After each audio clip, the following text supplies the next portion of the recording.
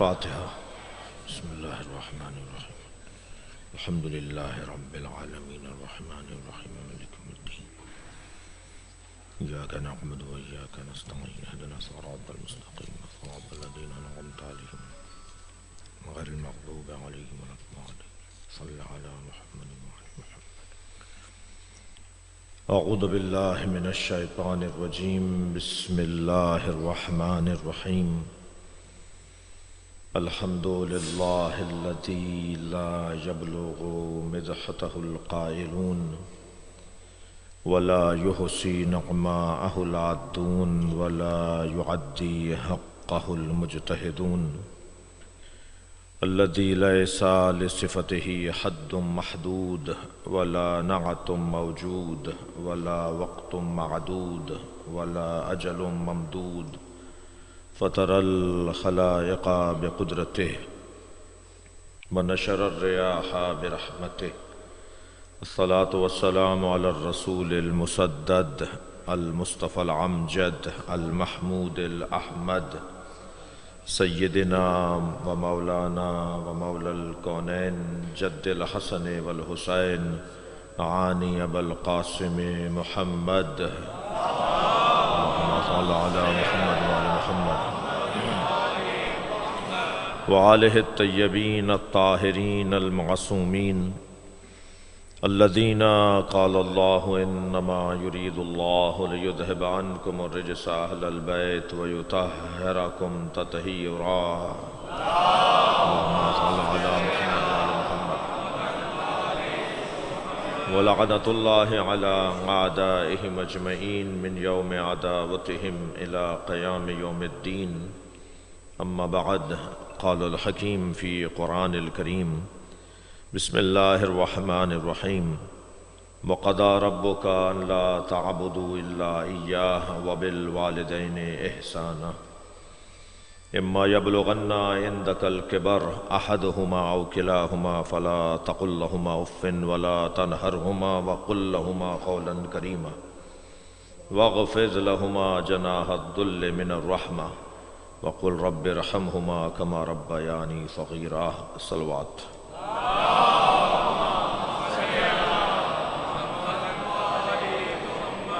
التماس ہے ایک سورہ فاتحہ 3 مرتبہ سورہ اخلاص، مرحوم و مغفور جسٹس منظور حسین سیال رحم اللہ من قرأ الفاتحہ۔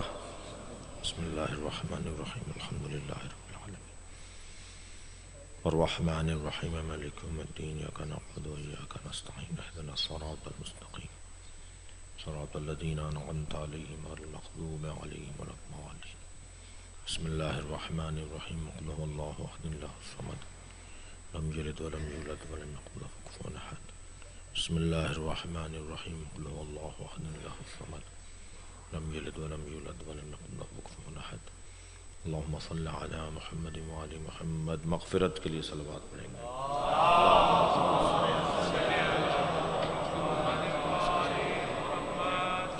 ممکن ہے تو یہ لائٹ بند کر دیں، ایک صلوات اور ہدیہ کریں گے محمد۔ اللہم صل علی محمد وعلی محمد۔ سورہ مبارکہ بقرہ کی آیت کریمہ ہے، اور آیت پالیسی ساز آیت ہے، رویوں اور روش طے اور متعین کرنے والی آیت ہے، کرنا کیا ہے یہ بتانے والی آیت ہے۔ صلوات پڑھ لیں محمد وعلی محمد۔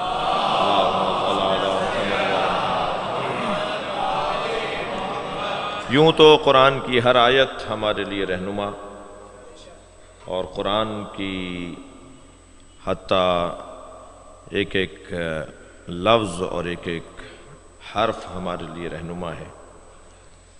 قرآن کبھی پرانا نہیں ہوگا، اس لیے کہ قرآن کا موضوع وہ چیز ہی نہیں ہے کہ جس میں کوئی جدت آتی ہو یا کوئی پرانا ہوتا ہو۔ قرآن کا موضوع انسان ہے، اور انسان نہیں بدلتا، مادہ بدلتا ہے، انسان نہیں بدلتا۔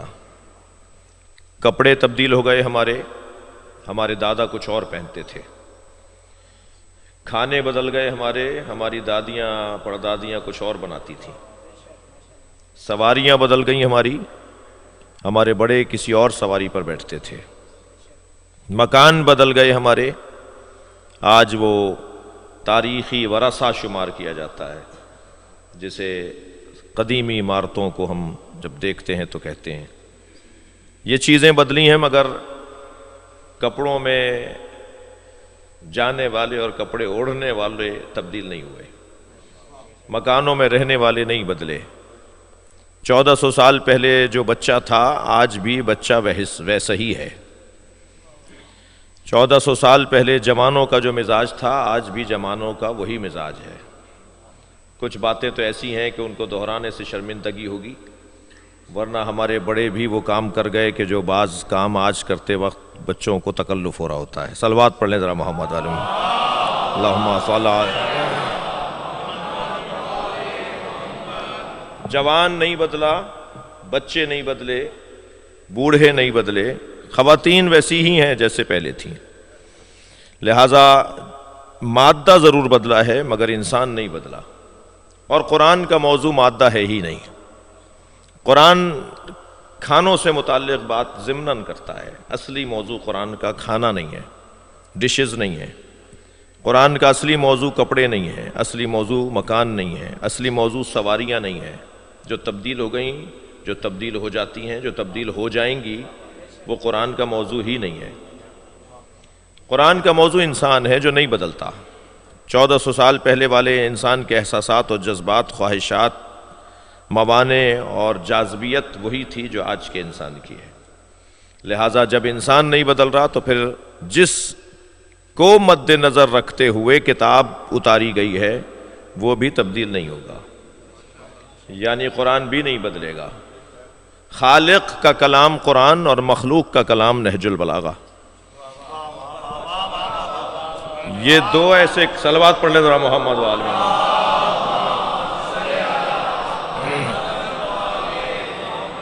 یہ دو ایسے کلام ہیں کہ جو وقت کے بدلنے سے بدلیں گے نہیں، زمانے کی تبدیلی سے تبدیل نہیں ہوں گے، کیونکہ ان کا اصلی موضوع انسان کے احساسات، جذبات اور انسان ہے، اور انسان نہیں بدل رہا۔ مثلاً یہ حقیقت جو مولا علی نے 1400 سال پہلے بیان فرمائی کہ المرء محفوظ تحت لسانہ، انسان اپنی زبان کے نیچے چھپا ہوا ہے، کیا یہ قاعدہ آج تبدیل ہو گیا؟ 1400 سال پہلے والا بھی انسان بولنے پہ پتہ چلتا تھا کہ کون ہے، اور آج کا انسان بھی جب بات کرتا ہے تو پتہ چلتا ہے کہ کتنا پڑھا لکھا ہے، کس ماحول میں رہتا ہے، اس کا حسب نسب کیا ہے۔ بظاہر یہ گوشت کا لوتھڑا ہے مگر اس شجرے کھول دیتا ہے۔ صلوات پڑھیں محمد و آل محمد۔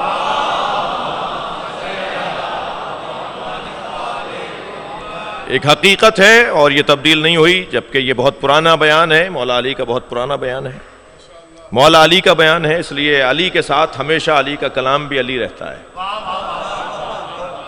مثلا لا یکلف اللہ نفسا الا وسعہا، یہ قرآن کا 1400 سال پرانا دیا ہوا قاعدہ ہے۔ کسی میں دم ہے تو جرت ہے تو کہے کہ یہ قاعدہ بدل دیتے ہیں کیونکہ زمانہ بدل گیا۔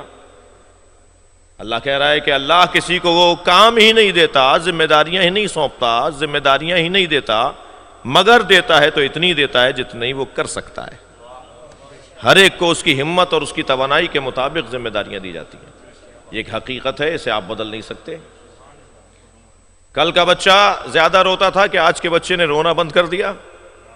کل کا بچہ مٹی پر بیٹھ جاتا تھا کہ آج کا بچہ اس مزاج کا نہیں رہا؟ کل کا بچہ کھلونے توڑ دیتا تھا کہ آج کا بچہ جدید کھلونے نہیں توڑتا؟ کل کا بچہ لڑنے کے بعد پھر دوستی کر لیتا تھا اور کینہ دل میں نہیں رکھتا تھا، کیا آج کا بچہ یہ نہیں کرتا؟ یہ سارے وہ کام ہیں کہ جو انسان کے ساتھ جڑے ہوئے ہیں، اور قرآن انسان کے موضوع پر لکھی گئی کتاب ہے۔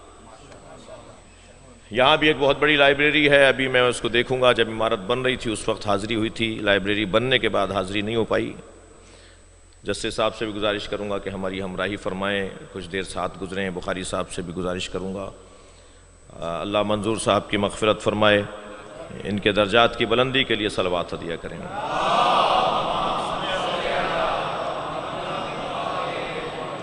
تو عزیزان گرامی، قرآن میری تمہیدی بیان اگر یہاں مکمل جانا جائے تو قرآن انسان کے موضوع پر لکھی گئی کتاب ہے، اور انسان تبدیل نہیں ہو رہا، لہذا قرآن تبدیل نہیں ہوگا۔ وہ احساسات اور جذبات جو انسان کے ہیں اس سے متعلق آیتیں نازل کی گئی ہیں۔ اس آیہ کریمہ میں جو اس وقت میرے مضمون میں ہے، اس میں بھی اللہ ہمارے رویوں کا تقرر کر رہا ہے، تعین کر رہا ہے کہ ہمارے رویے کیسے ہونے چاہیے۔ تمام تر ہمارے رویوں پر جو حاکم کام ہے، حاکم رویہ ہے، وہ ہے اللہ کی بندگی۔ یعنی ہم ڈاکٹر ہو جائیں، ہم انجینئر ہو جائیں، ہم پڑوسی ہو جائیں، ہم مثال کے طور پر اولاد بن جائیں، ہم مثلاً ماں باپ بن جائیں، ہم مثلاً شوہر کہلائیں، ہم مثال اگر خواتین سن رہی ہیں تو ہم مثلاً زوجہ کہلائیں کسی کی، اور ہر ایک اپنی اپنی جگہ سارے کام کرتا رہے، مگر ان سارے کاموں پہ جو حاکم کام ہے وہ اللہ کی بندگی ہے۔ یعنی ہر کام پر جو آخری حکم چلے گا وہ بندگی کا چلے گا۔ لہٰذا یہاں اعلان ہوا وَقَضَىٰ رَبُّكَ أَلَّا تَعْبُدُوا إِلَّا إِيَّاهُ۔ یہ اللہ کے دو حتمی فیصلے ہیں۔ سب سے پہلا اور سب سے اولا اللہ کا حتمی فیصلہ یہ ہے کہ اس کے علاوہ کسی اور کی عبادت نہ کرنا۔ بہت سارے تم کام کرو گے، بعض اوقات ہم سے پوچھے بغیر کرو گے، مگر ایک کام تمہیں ہماری مرضی سے کرنا ہے، اور وہ یہ کہ اللہ کی بندگی کے علاوہ کسی اور کی بندگی نہیں ہونی چاہیے۔ وَقَضَىٰ رَبُّكَ أَلَّا تَعْبُدُوا إِلَّا إِيَّاهُ۔ تمہارے رب کا یہ حتمی فیصلہ ہے کہ اس کے علاوہ کسی اور کی عبادت نہ کرو۔ اب یہ بہت بڑا میدان ہے، مضمون بہت وسیع ہے بندگی کا۔ ہم اس وقت تک اچھے بندے نہیں بن سکتے جب تک کامیاب بندوں کو اپنے لیے رہنما نہ مانیں۔ صلوات پڑھ لیں ذرا محمد و آل محمد۔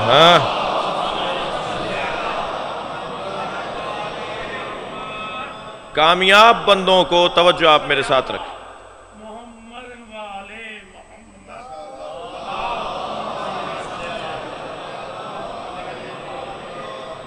کامیاب بندوں کی تلاش ایک بندے کی زندگی کا حاصل ہونا چاہیے۔ اب کامیاب بندوں کی لسٹ آپ کم سے کم 1,24,000 انبیاء کو تو کامیاب بندے شمار کیے کریں گے، یعنی روشن انداز سے 1,24,000 نبی جو ہیں وہ اللہ کے کامیاب بندے ہیں۔ مگر ان تمام بندوں میں اور پھر 14 اللہ کے بندوں میں اگر ہم بندگی کی تاریخ کو اور نکھرتا ہوا دیکھنا چاہیں تو ایک بندے کو ابراہیم کہتے ہیں اور ایک کو حسین کہتے ہیں،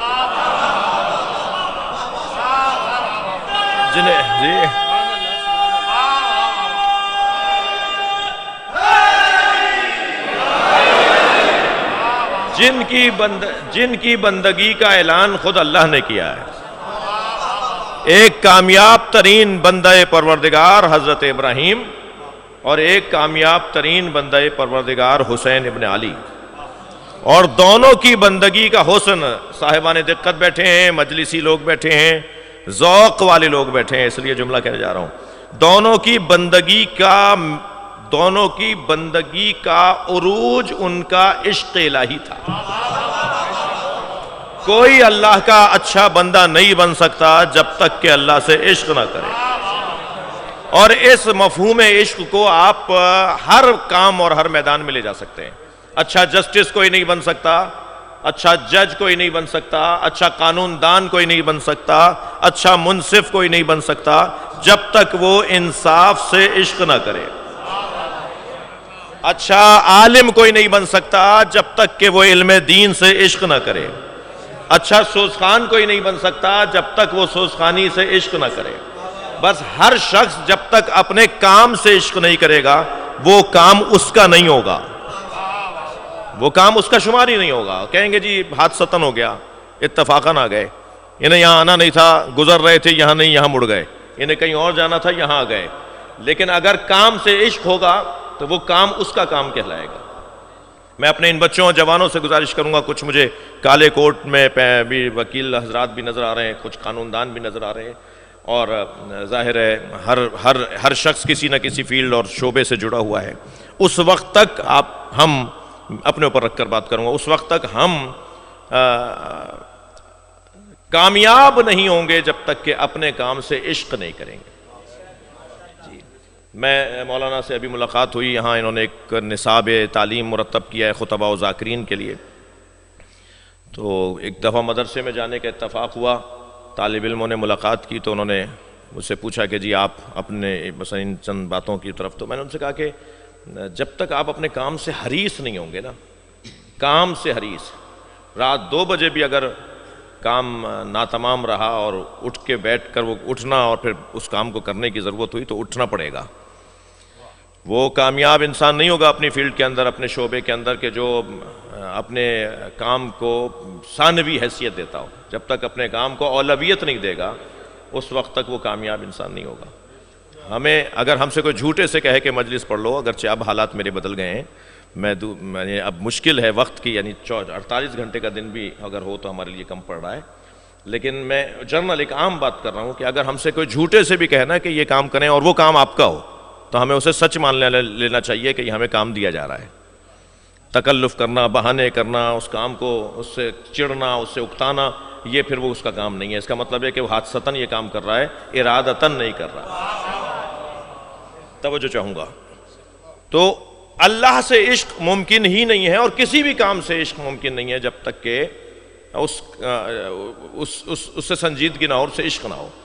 اور مفہوم عشق جو ہے نا عزیزان گرامی، بہت ہی واضح بات ہے کہ عاشق اپنے معشوق، وہ معشوق فرد ہو، وہ معشوق کام ہو، وہ معشوق کرسی ہو، جو بھی اس کا معشوق ہے، عاشق جب تک اپنے معشوق سے اندھا اور بہرا نہیں ہوگا اس وقت تک عشق کا مطلب ہی نہیں نکلتا۔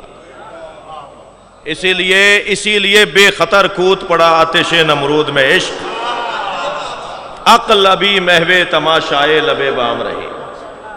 اور بندگی پروردگار میں جب تک اللہ سے عشق نہیں ہوگا نماز میں مزہ نہیں آئے گا، روزہ سر سے اتار کے پھینکنے کا دل کرے گا، حج ایک سفر ضرور ہوگا مگر حج نہیں ہوگا، زکوٰۃ کی ادائیگی، پیسے کا استعمال تو ہوگا مگر زکوٰۃ کی ادائیگی اور عبادت نہیں ہوگی۔ جب تک اس کام سے عشق نہیں ہوگا اس میں مزہ نہیں آئے گا۔ آپ نے دیکھا ہوگا بہت سے لوگوں کو سال بھر کی 2 رکعت نماز بھی بھاری پڑتی ہے، اور بعض لوگ جو ہے وہ 51 رکعت نماز بھی اتنے اہتمام کے ساتھ پڑھ رہے ہوتے ہیں کہ ان کے لیے وہ دن لگتا ہے کہ چھوٹا دن تھا۔ آیت اللہ نخود کی، آپ حرم امام رضا میں جائیں گے تو جب آپ صحن طلائی میں آئیں گے جہاں مریضوں کو باندھا جاتا ہے، تبرسی کی طرف سے جب آپ حرم میں آئیں گے تو مین صحن کے دروازے میں الٹے ہاتھ پر پلر کے ساتھ ان کی قبر ہے، آیت اللہ نخود کی، ایک عارف اللہ کے ولی۔ ایک ان کے شاگرد کہتے ہیں کہ میں اول شب حرم میں گیا، برف باری ہو رہی تھی، تو میں نے انہیں دیکھا کہ وہ رکوع کی حالت میں، اور آدھی رات مجھے تجدید طہارت کے لیے باہر آنا پڑا، تو میں جب باہر آیا تو پورے صحن میں برف بھری ہوئی تھی اور ایک ٹیلا بھی برف کا نظر آیا۔ کہنے لگے میں اس ٹیلے کے برابر سے گزرا تو ذکر رکوع کی آواز آ رہی تھی۔ وہ کئی گھنٹوں سے رکوع میں تھے، یعنی کسی کو تو گھنٹوں کا رکوع بھی پریشان نہیں کرتا، کم پڑتا ہے، اور کسی کو سال بھر کی 2 رکعت نماز بھی بھاری پڑ جاتی ہے۔ یہ دونوں میں فرق کیوں ہے؟ دونوں میں فرق ہے عشق کے عنوان میں۔ جتنا عشق بڑھے گا اتنا شوق بڑھے گا، اور مفہوم عشق اگر کسی کو سیکھنا ہے تو حسین سے آشنا ہونا پڑے گا۔ ہاں یکے صلوات پڑھ لیں محمد و آل محمد۔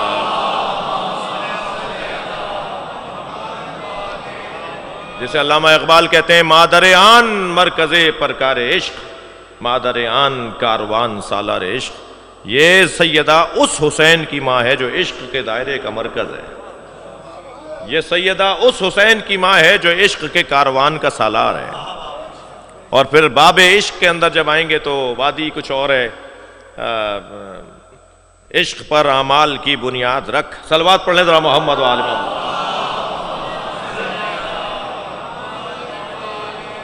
ہر کام سے عشق ہوگا تو پھر کام پورا ہوگا، پھر کام اچھا ہوگا، سج کر ہوگا۔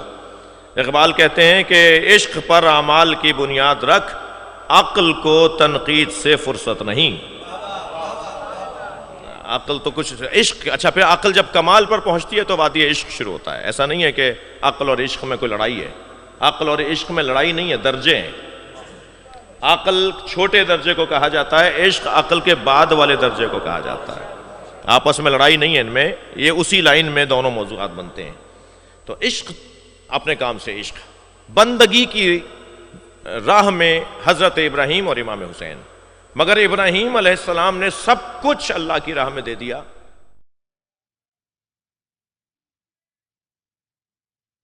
اولاد چھری نہیں چلی، دمبا ذبح ہو گیا، واپس کر دی.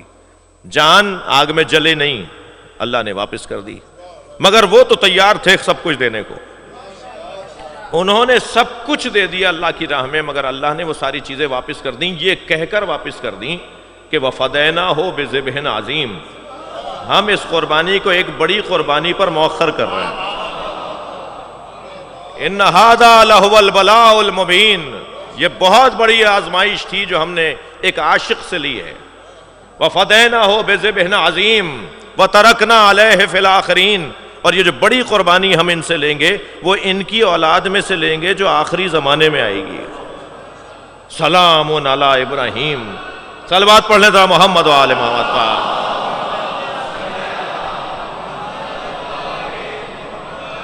تو پھر اب جب بڑی قربانی لی جائے گی تو اس بڑی قربانی اور بندگی کا اعلان کرنے والے سے اللہ سب کچھ رکھ لے گا. مال بھی حسین کا اللہ رکھ لے گا، حسین کی اولاد کو بھی اللہ لے لے گا، حسین کی جان بھی اللہ لے لے گا. اور وجہ یہی ہے کہ اب اس سے بڑا کوئی عاشق نہیں ہے. بندگی الہی اور اللہ کی بندگی کے باب میں سب سے بڑے عاشق کو امام حسین کہتے ہیں. دیکھیے ہم مقام ابراہیم پہ 2 رکعت نماز پڑھتے ہیں، مہنگی ترین 2 رکعت نماز. جی حج کرنے جو لوگ جاتے ہیں سب سے مہنگی 2 رکعت نماز حج کی نماز ہے. کیا نیت کرتے ہیں؟ 2 رکعت نماز مقام ابراہیم پر پڑھتا ہوں واجب قربتاً اللہ. کیسے ممکن ہے؟ نیت میں مقام ابراہیم آ رہا ہے، تصور میں مقام ابراہیم آ رہا ہے، سجدہ اللہ کا ہو رہا ہے مگر ابراہیم کی یاد میں ہو رہا ہے. یعنی اگر مقام ابراہیم پر کھڑے ہو کر مقام ابراہیم کی نیت کر کے خانہ کعبہ جیسے مقام پر جا کر بھی ابراہیم کی یاد میں نہ صرف نماز رد نہیں ہے، قبول ہے، نہ صرف قبول نہیں ہے بلکہ حسین ہے. تو اگر سجدگاہ رکھ کر ہم نماز پڑھ رہے ہوں اور ہمیں حسین کا سجدہ یاد آ رہا ہو تو یہ نماز نہ صرف رد نہیں ہے بلکہ قبول نہیں ہے بلکہ حسین نماز ہے. صلوات پڑھیں محمد و آل محمد پر. اس سے بہتر اور بلند صلوات نبی کی ذات.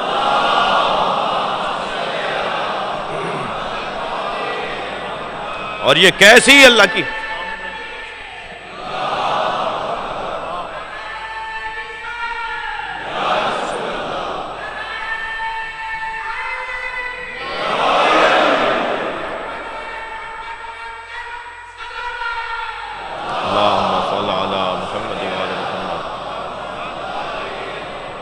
اور نماز حسن پاتی ہے کہ جب نماز کے بعد زیارت امام حسین پڑھی جائے. ہم اللہ کا سجدہ ادا کرنے کے بعد حسین مولا کو سلام اس لیے کرتے ہیں کہ اگر حسین نہ ہوتے تو نماز کا مفہوم نہ ہوتا، عبادت کا کوئی مطلب ہی نہ نکلتا. لہذا وَقَضَىٰ رَبُّكَ أَن لَّا تَعْبُدُوا إِلَّا إِيَّاهُ، تمہارے رب کا حتمی فیصلہ ہے کہ اس کے علاوہ کسی اور کی عبادت نہ کرنا. یہاں ایک اور صفحہ ہے بندگی کے باب میں، اور وہ یہ کہ عبد کی 2 قسمیں ہیں، ایک عبد محض اور ایک عبد موقت، ایک عبد مطلق اور ایک عبد موقت. وقتی عبد کسی کام کے لیے کسی کی نوکری کرنے والا، پارٹ ٹائم والا، کبھی کبھی والا، اور ایک مطلق عبد کہ ہمیشہ ہر جگہ ہر حال میں بندگی. یہ جو بندگی مسلمانوں کے اندر اللہ کی بندگی ہے اس کی بھی 2 قسمیں ہمیں نظر آ رہی ہیں. کچھ وہ ہیں کہ جو وقتی اللہ کے بندے ہیں کہ اذان ہوئی تو بندگی یاد آئی، مؤذن نے کہا حی علی الصلاۃ تو انہیں یاد آیا کہ اللہ ہے، ورنہ نہ بازار میں اللہ یاد آیا نہ آفس میں اللہ یاد آیا. یہ وہ وقتی عبد ہیں جو کبھی کبھی پارٹ ٹائم. تو یہ ہمارے اوقات ہیں جسے نماز کے اوقات کہا جاتا ہے، معاذ اللہ کے اوقات نہیں ہے. اللہ اس وقت میں نہیں ملتا بلکہ ہم اپنے آپ کو اس وقت میں پاتے ہیں. صلوات پڑھ لیں ذرا محمد و آل محمد. جی ہم گم ہو جاتے ہیں 24 گھنٹوں میں ہم گم ہو جاتے ہیں 24 گھنٹوں میں، اور پھر جیسے ہی مؤذن کی آواز سنتے ہیں تو ہم اپنے آپ کو یاد کرتے ہیں۔ تو یہ اوقات ہمارے اوقات ضرور ہیں، اللہ کے اوقات نہیں ہیں۔ اس لیے کہ بہت سوں کو تو مصلی پہ آ کے بھی اللہ نہیں ملتا، اور بہت سوں کو تو مکے جا کے بھی اللہ نہیں ملتا، اور بہت سوں کو ایک چڑیا کے چہچہانے پہ اللہ مل جاتا ہے، ایک کسی اللہ کی مخلوق کی ایک جنبش پہ اللہ نظر آ جاتا ہے۔ اور میرے مولا امام جعفر صادق علیہ السلام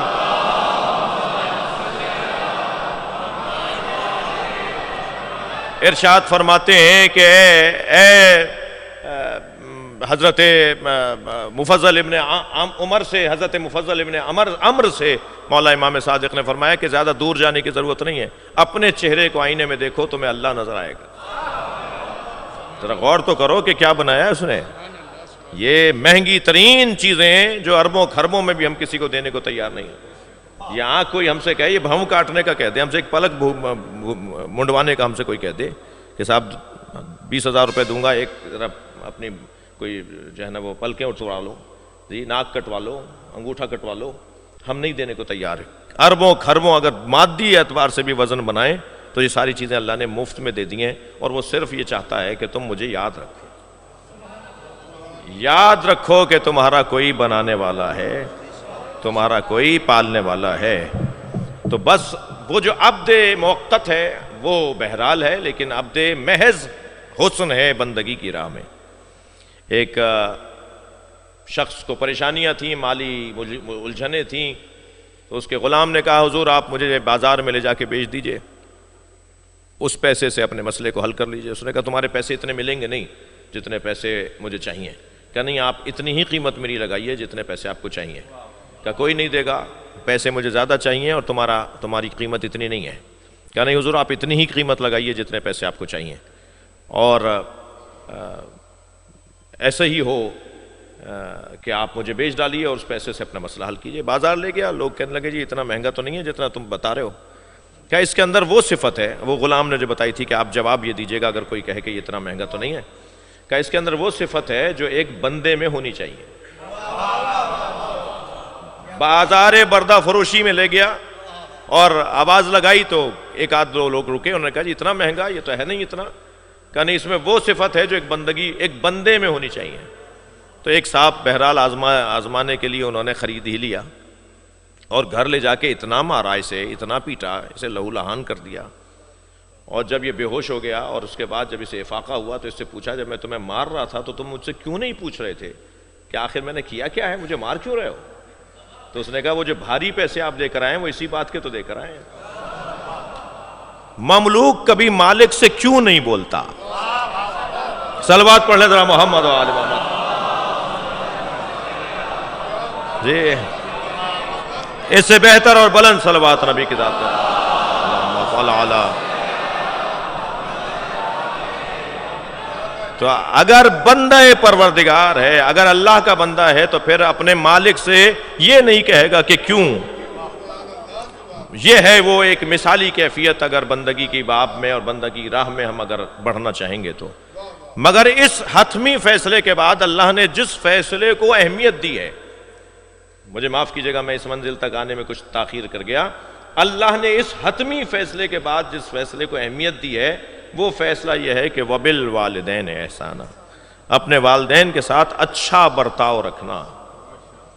اللہ کی بندگی کے بعد اگر کوئی قابل ذکر ہے، اور لفظ بہتر کروں، اللہ کے ذکر کے بعد اگر کوئی قابل ذکر ہے تو وہ والدین ہے۔ خبردار اپنے والدین کے ساتھ اچھا سلوک رکھنا۔ اما یبلغن عندک الکبر احدہما او کلاہما، اگر تمہاری زندگیوں میں ان میں سے ایک یا دونوں بوڑھے ہو جائیں، بڑھاپے کو شرط لگا دی اللہ نے، یعنی اب جو آیت آگے بڑھے گی وہ ایک شرط کے ساتھ جڑی ہوئی ہے، اور وہ والدین کا بڑھاپا ہے۔ جوان والدین کے لیے اللہ نے نہیں پیغام دیا، اور شاید اس کا بڑا سبب یہ ہو کہ جوان والدین کے لیے ضرورت ہی نہیں ہے کہ تمہیں سمجھایا جائے، وہ خود تمہیں خوب سمجھا لیں گے۔ صلوات پڑھ لیں ذرا محمد و آل محمد۔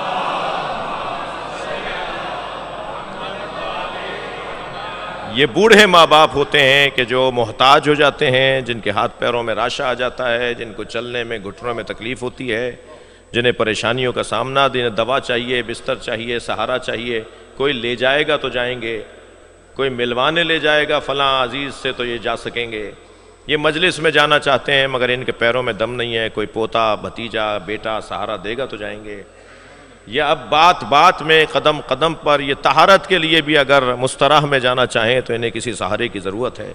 تو یہی تو وقت ہے جو تمہاری آزمائش کا وقت ہے. ورنہ جوان ماں باپ سے تو کم سن اولاد مجال ہے کہ اف کہہ دے، مجال ہے کہ جو تکرار کرے، مجال ہے کہ جو بے ادبی کا کوئی بات، کوئی موقع بھی مل سکے. لیکن اصل تو یہ موقع یہ ہے کہ اب یہ ان کا دور گزر گیا، ان کی ریٹائرمنٹ کا زمانہ ہے، ان کی بستر پہ رہنے کا زمانہ ہے.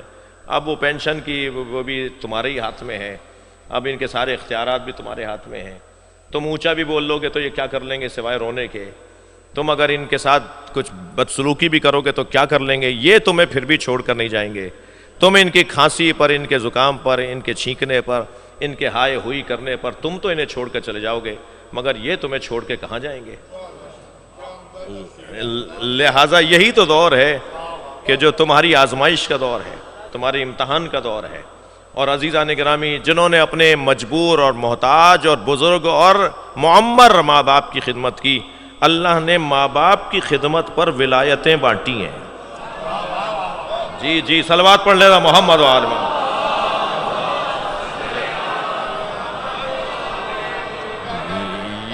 بڑے بڑے درجے پائے ہیں اولادوں نے صرف اس وجہ سے کہ بوڑھے ماں باپ کی خدمت کی تھی. اگر میں اور آپ ہم چاہیں کہ اپنے بوڑھے ماں باپ کی خدمت کریں تو اللہ اس سچائی اور خلوص کی بنیاد پر رستے کھول سکتا ہے ہمارے لیے جو رستہ ہم نے سوچا بھی نہیں تھا. ایسی ایسی توفیقات اللہ عطا کر دیتا ہے. ایسا حضرت آیت اللہ مرشی نجفی، اتنا بڑا اللہ کا ولی، صاحب کرامت، مجتہد اور مرجع تقلید، کیا کچھ انہیں صلاحیتیں اور توفیقات انہیں حاصل نہیں تھیں. ان سے کسی نے پوچھا کہ یہ آپ نے بڑے کام کیے، یہ بڑے کام آپ نے کیے، بڑے کام آپ سے اللہ نے لے لیے، آخر یہ کیسے ممکن ہوا؟ کہنے لگے ماں کی دعا کی وجہ سے. کہا جی ماجرا کیا ہے؟ ماجرا کیا ہے؟ کیا دعا دی تھی ماں نے؟ کیا آپ نے کیا تھا جو ماں خوش ہوئی تھی آپ سے؟ فرمانے لگے کہ نجف کی زندگی تھی، اماں نے کھانا تیار کیا اور کہا اپنے بابا کو بلا کر لے آؤ، دسترخوان لگا رہی ہوں. میں جب لائبریری میں گیا بابا کو بلانے کے لیے کتاب خانے میں تو وہ سو چکے تھے. ادھر ماں بابا کو بلا رہی تھی، ادھر سوئے ہوئے باپ کو اٹھانا تکلیف دینے کے مترادف تھا. میں دو ذمہ داریوں کے درمیان کھڑا تھا، ماں کی بات مانوں یا باپ کو تکلیف دوں. تو میں نے کیا کیا کہ اپنے والد کے تلووں کا بوسہ دیا. وہ پیر پھیلائے سو رہے تھے، میں نے ان کے تلووں کا بوسہ دیا. جیسے ہی انہوں نے آنکھ کھول کر دیکھا تو وہ مجھے میرا منہ ان کے پیروں میں تھا. تو انہوں نے وہیں آواز دے کر کہا کہ اللہ تجھے ترقی عطا کرے گا. یہ بھائی میں بچوں اور جوانوں سے بات کر رہا ہوں، تمہیں جانا چاہیے مزاروں پر. ہم مزاروں والے لوگ ہیں. یہ جو مجمع بیٹھا ہے یہ مزاروں والوں کا مجمع ہے جی. حتیٰ جو اگر غیر شیعہ بھی بیٹھے ہیں تو وہ ہم مزاروں والے لوگ ہیں. بہت سے مانتے ہیں، بہت سے نہیں مانتے، بہت سے بعد میں مانیں گے. ہم مزاروں والے لوگ ہیں. ہم مزاروں والے لوگ ہیں. ہمیں اولیاء کے مزاروں پہ جانا چاہیے، مگر دنیا کے کسی پیر میں کیا طاقت ہوگی جو ماں کی دعا میں طاقت ہے، جو والدین کی دعا میں طاقت ہے. اور کہا والد نے میری والدہ کو بتایا کہ یہ ایسا کر رہا تھا، میرے پیروں کا بوسہ دے رہا تھا. تو میری ماں اور میرے باپ نے مل کر مجھے دعا دی، جس کا آج تک میں وہ ایک لمحے کا جو میں نے محبت اور خدمت کی، آج تک میں اس کا نتیجہ لے رہا ہوں. عزیزان گرامی، کتنی دیر لگتی ہے اچھا کام کرنے میں، مگر اس کا ذائقہ بڑا طویل ہوتا ہے. صلوات پڑھ لیں ذرا محمد و آل محمد.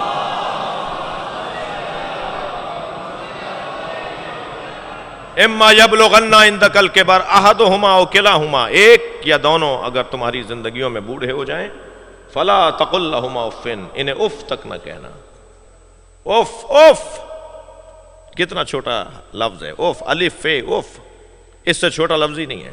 ایک حرفی لفظ نہیں ہوتا، کم سے کم 2 حرف بنیں گے تو ایک لفظ بنے گا. اف بھی اللہ کو پسند نہیں ہے. یہ اف نہیں ہے، پہاڑ ہے جو ان پہ گرے گا.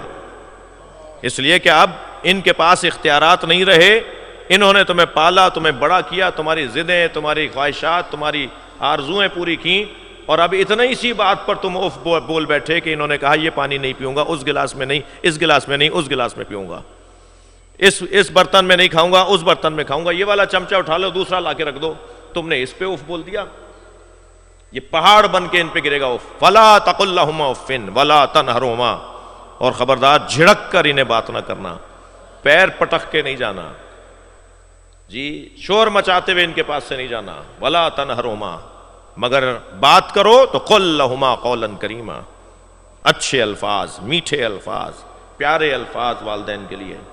واغفض لهما جناح الذل من الرحمہ، چوتھا کام اللہ بتا رہا ہے، والدین کے سامنے اپنے شانوں کو ایسے جھکانا جیسے کوئی نوکر اپنے مالک کے سامنے کھڑا ہے۔ واغفض لهما جناح الذل من الرحمہ وقل رب ارحمهما، پانچواں کام، اور اللہ کی بارگاہ میں، میری بارگاہ میں اللہ کہہ رہا ہے مجھ سے بات کرنا، تم اگر سارے اچھے سلوک ان کے ساتھ، اچھے برتاؤ ان کے ساتھ تمہارے ہو بھی گئے، تب بھی تمہیں میری ضرورت پڑے گی، مجھ سے کہو کہ یا اللہ ان پر ایسے رحم کر جیسے بچپنے میں ان دونوں نے مجھ پہ رحم کیا ہے۔ پہل کرنے والا ہوتا ہے، بعد میں تو احسان کا بدلہ اتارنے والا ہوتا ہے۔ والدین نے یہ سارے کام جو ہم اگر بڑھاپے میں ان کے ساتھ کریں گے، یہ پہلے وہ کر چکے ہیں، اور ہم تو بدلہ بھی نہیں دے پائیں گے، اس لیے کہ انہوں نے جس کیفیت میں کیا تھا وہ کچھ اور تھی۔ وہ کیفیت کیا تھی سن لیجئے امام زین العابدین علیہ السلام کی زبان سے۔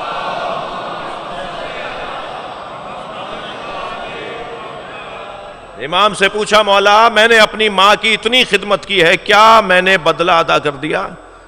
امام نے فرمایا تم اپنی ماں کی محبتوں کا بدلہ دے ہی نہیں سکتے، اس کی وجہ یہ ہے، اب امام کی تعبیر سنیں کیا، امام فرماتے ہیں اس کی وجہ یہ ہے کہ جب وہ تمہارے کام آ رہی تھی تو تمہارے جینے کی دعا کے ساتھ، اور اب جب تم ان کے کام آتے ہو تو یہ سوچ سوچ کے کہ کتنے دن زندہ رہیں گی، تم ان کے مرنے کی آرزو کے ساتھ، وہ مر جائیں گے اب کچھ دن بعد۔ کبھی بیٹا اپنی دلہن کو، اپنی زوجہ کو یعنی بہو کو سمجھا رہا ہوتا ہے، ارے ابا سے اماں سے ساس سسر سے نہیں الجھو، یہ کچھ دن کے مہمان ہیں، یعنی اولاد ان کے مرنے کی آرزو کر رہی ہوتی ہے اور وہ جینے کی آرزو کے ساتھ پال رہے ہوتے ہیں، تو کیسے بدلا ہوگا؟ نیتیں ہی مختلف ہیں، ان کی نیت کچھ اور تھی، تمہارا صلوات پڑھنے ذرا محمد و آل محمد۔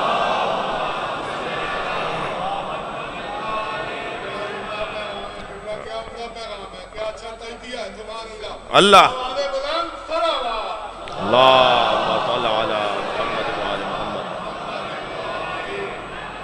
اور یہ ماں باپ کی خدمت عزیزان گرامی اتنا روشن اللہ کا پیغام ہے کہ اگر ماں باپ کے ساتھ کسی اولاد کا رویہ اچھا ہے تو پھر خود بخود رشتہ داروں کے ساتھ رویہ اچھا ہوتا چلا جائے گا۔ چچا کا احترام کرے اور ابا کی بے احترامی کرے تو چچا کا احترام جھوٹا ہے، خالہ کا تو احترام کرے اور اماں کا احترام نہ کرے تو یہ خالہ کا احترام جھوٹا ہے، اس کی نیت صحیح نہیں ہے، اس کا کوئی اور مطلب ہے جو خالہ کو بڑھ بڑھ کے سلام کر رہا ہے۔ یہ پھوپھی اماں کا جو احترام کر رہے ہیں اور خود ابا کا احترام نہیں کر رہے تو ان کی نیت اچھی نہیں ہے، ورنہ پھوپھی اماں تو ابا کی وجہ سے ہیں، خالہ تو اماں کی وجہ سے ہیں، جن کی وجہ سے وہ رشتہ بنائے ہیں ان کا ہی تم احترام نہیں کر رہے اور ان کا احترام کر رہے ہو کہ جن کا جو رشتہ ثانوی حیثیت رکھتا ہے، تو اس کا مطلب ہے جھوٹا احترام ہے۔ ان دو رشتوں کا اگر احترام کر لیا جائے تو خود بخود پوری برادری کا احترام ہوتا چلا جائے گا، خود بخود سارے خاندان کا احترام ہوتا چلا جائے گا۔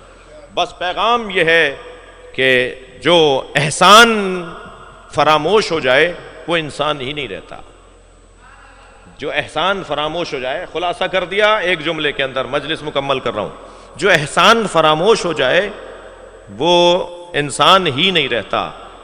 تم احسان فراموش ہو جاؤ گے اگر والدین کا احترام نہیں کرو گے، اور اگر کوئی کلمہ پڑھتا ہو نبی کا اور اللہ کا اور نبی کا اور ابو طالب کا احترام نہ کرتا ہو،